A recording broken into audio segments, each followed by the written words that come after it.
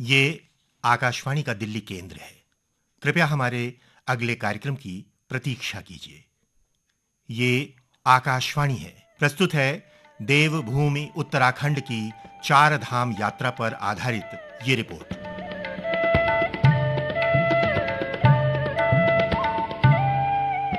भारतीय सनातनी परंपरा में तीर्थाटन और देव दर्शन का विशेष महत्व है। 4 धाम यात्रा भी इसी परंपरा की महत्वपूर्ण कड़ी है। गंगोत्री, यमुनोत्री और केदारनाथ धामों के कपाट खुल चुके हैं और कल रविवार दिनांक 4 मई को प्रातः बद्रीनाथ धाम के कपाट भी खुल रहे हैं।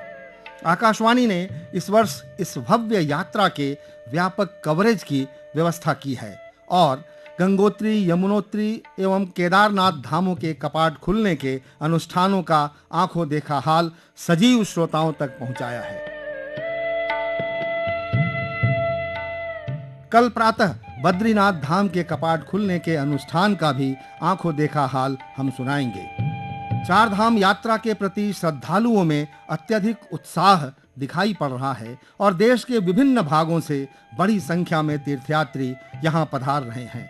श्री राम जय राम जय जय राम, श्री राम जय राम जय जय राम, श्री राम। ये जो आप श्री राम जय राम का भजन सुन रहे हैं, गाना सुन रहे हैं, हम इस वक्त रास्ते में हैं पांडुकेश्वर के, जो कि बद्रीनाथ मार्ग में बीच में पड़ता है। 4-5 साधुओं का समूह आया हुआ है, पैदल आ रहे हैं। जी, अपना नाम बताएं। मेरा नाम संत बलराम दास जी है। बलराम दास जी, आप कहाँ से आ रहे हैं? हम तो हरदा जिला एमपी से आ रहे हैं। हम हरिद्वार से पैदल आ रहे हैं। हम लोग आप हरिद्वार से पदयात्रा करते हुए आ रहे हैं। कहाँ जा रहे हैं? हम बद्रीनाथ जी जा रहे हैं। हम लोग 4 धाम की यात्रा के लिए निकले हैं जी। अभी पहला तो बद्रीनाथ जी का दर्शन करेंगे। भगवान की भक्ति जो है हर एक को नहीं मिलती। भगवान की भक्ति एक असीम भक्ति है, जो प्रभु जैसा चाहे। इसलिए कहते ना, जाहे विधि राखे राम त्याहे विधि रहिए, सीताराम सीताराम सीताराम कहिए। तो भगवान ने हमें जो अपना शरीर दिया है, इस शरीर से ही मैं भगवान के अगर दर्शन यात्रा करूं, पद यात्रा करूं, तो हमसे आगे सनातन धर्म को ये पता हो, संतों को ये सिखाना चाहिए, सनातन धर्म को आगे बढ़ाना हो तो 4 संत को पैदल चलना चाहिए, पद यात्रा करनी चाहिए। भगवान श्री राम जी की अपरंपार शक्ति है वहाँ। आशा, कोई चीज की आशा नहीं है। हमें आशा ये की है कि भगवान के दर्शन हो जाए। अपना नाम बताएं आप। नारायण दास। बहुत आनंद आ रहा है। भीग जाएंगे, तबीयत खराब हो जाएगी तब? वही जाने। हम कुछ ना जाने। इतना विश्वास। स्वागत हो रहा है। भगवान की भरोसा करके चल रहे हैं रहिया में। पूरा भरोसा है भगवान पर।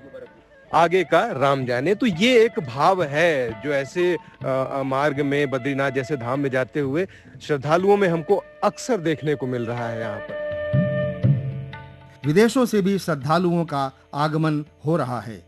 My name is John and I'm from Czech Republic. For somebody from Europe, it's a bit different to visit India. It's different culturally, it's very diverse. Yeah. There's a lot of different people that are feeling the unity with the Indian nation. And the Hinduism or the faith is something that connects people all around India.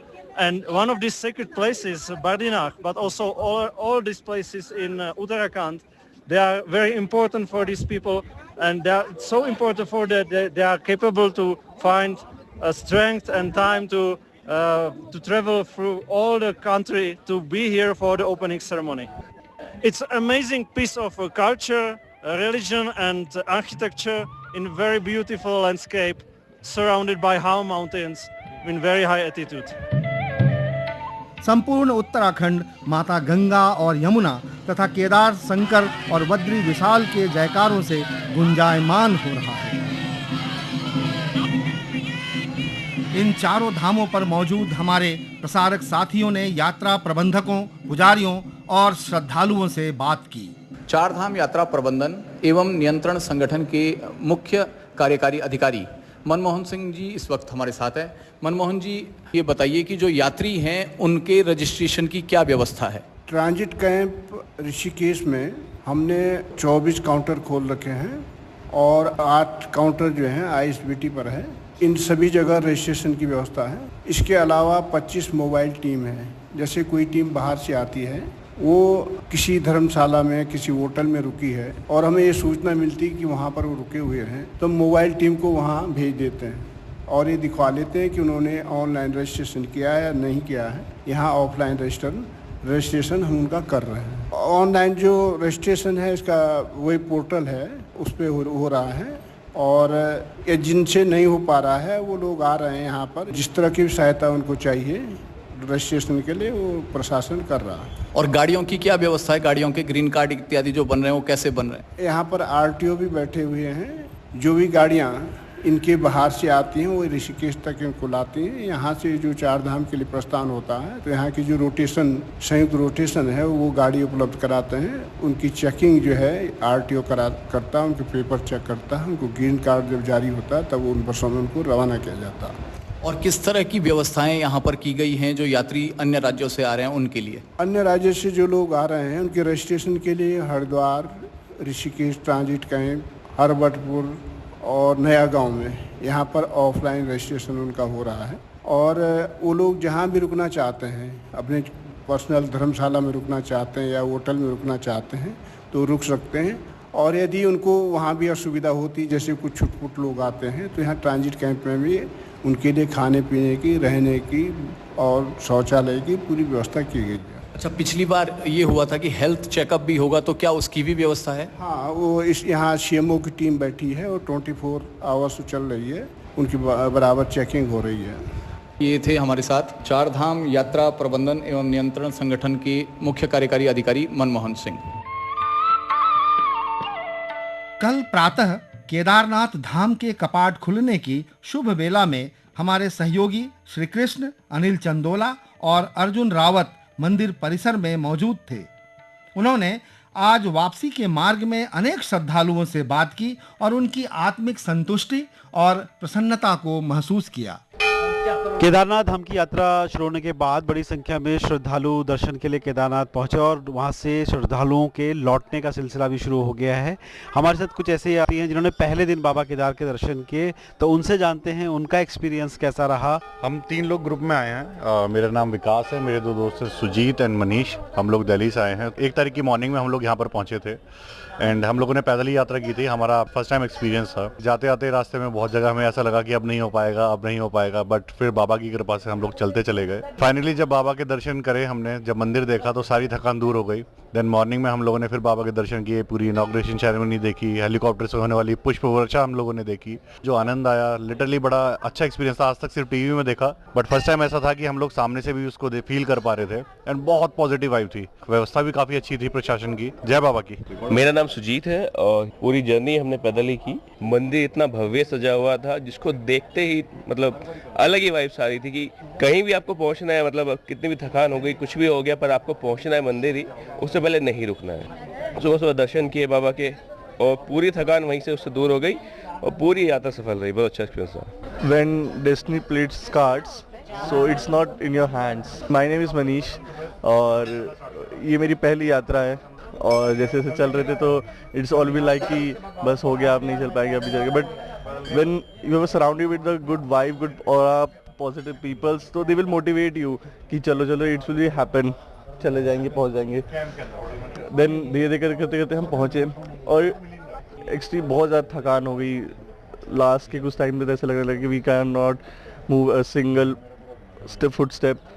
But when we saw the Kedarnath temple, जितना भी जिसे बोलते हैं ना, जो पूरा शरीर जवाब दे चुका था।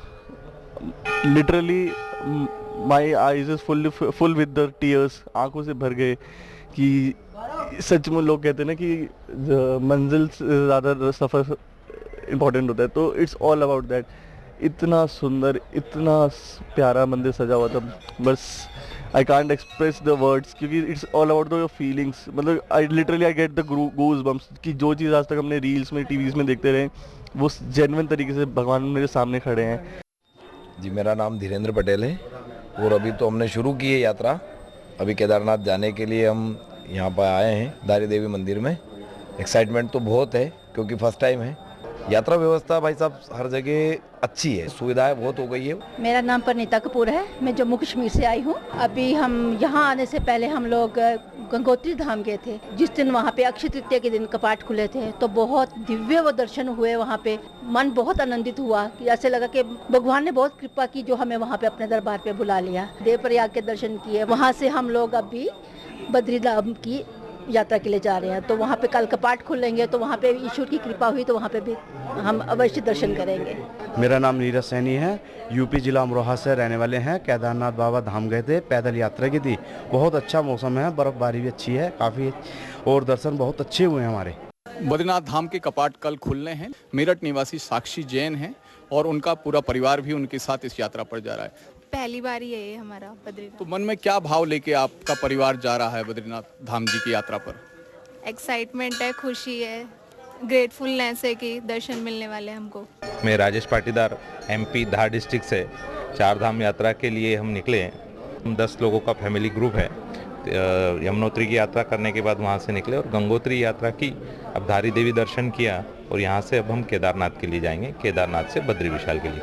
बहुत अच्छा लग रहा है, मतलब ऐसा अनुभव पहले कभी किसी ऐसे, हर वर्ष हम ट्रिप पे जाते हैं फैमिली ट्रिप पर, इतना अच्छा कभी नहीं लगा। चाहे गोवा चले जाए, चाहे अन्य महाराष्ट्र है, गुजरात, कहीं भी घूमें, पर उत्तराखंड में चार धाम यात्रा जैसा आनंद कभी कहीं भी नहीं मिला। तो बहुत अच्छा फील हो रहा है। मैं सीमा पाटीदार। ये जो हम चार धाम की यात्रा पर निकले, उसमें स्पिरिचुअली अंदर से ही एक आत्मा को सुकून देने वाली फीलिंग आती है। जहां हमने यमुनोत्री में दर्शन किए, 5 किलोमीटर की चढ़ाई करने के बाद हमें पता ही नहीं चला कि हमने 5 किलोमीटर चढ़ाई की। दर्शन के बाद ऐसा फील हो रहा था जैसे हम यहीं थे और यहीं के हैं। हम माता की गोद में ही थे और माता की गोद में ही हैं। बद्रीनाथ धाम में हमारी टीम के सदस्य विनय ध्यानी, अभिनव प्रज्ञ पांडे और डॉक्टर कृपाल भंडारी पहुंच गए हैं। बद्रीनाथ धाम के कपाट खुलने के शुभ अवसर पर मंदिर परिसर की व्यवस्थाओं के विषय में श्री बद्रीनाथ केदारनाथ मंदिर समिति के मुख्य कार्यकारी अधिकारी श्री विजय प्रसाद थपलियाल ने बताया। विजय जी, कपाट खुलने को हैं, क्या कुछ अलग सी व्यवस्थाएं इस बार प्रशासन की तरफ से की गई हैं या? देखिए, आप जानते हैं कि परिवर्तन संसार का नियम है और हम लोगों ने काफी अच्छी व्यवस्थाएं की हैं। अगर हमारे बाबा बद्री विशाल के धाम में देखा होगा आपने, जो सीढ़ियों के बगल में हमारा चिकित्सालय भी वहाँ पे इमीडिएट, जो बिल्कुल विदिन 1 और 2 मिनट के भीतर हम लोग, हमारा जो डॉक्टर वगैरह सब बैठते हैं वहाँ पे, वो आ जाएंगे। और जो अगर बड़ी प्रॉब्लम है तो हॉस्पिटल से, हमारे यहाँ कई बड़े हॉस्पिटल हैं और राज्य सरकार द्वारा भी जगह जगह हॉस्पिटल खोले गए हैं और पूरे स्टेट से लगभग यहाँ पर रेजिडेंट डॉक्टर और उनकी भी नियुक्ति कर रखी है। तो मुझे नहीं लगता कि किसी को कोई दिक्कत होगी, तो तत्काल उसको फैसिलिटी अवेल हो जाएगी। तो श्रोताओं, ये थे विजय कुमार थपलियाल जी, जो कि मुख्य कार्यकारी अधिकारी हैं श्री बद्रीनाथ केदारनाथ मंदिर समिति के।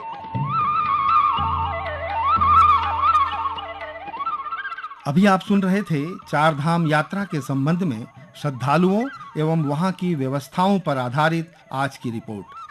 यह रिपोर्ट आकाशवाणी चार धाम यात्रा प्रसारण तथा कवरेज दल द्वारा आकाशवाणी के देहरादून केंद्र पर तैयार की गई और इसे आकाशवाणी दिल्ली से प्रसारित किया गया।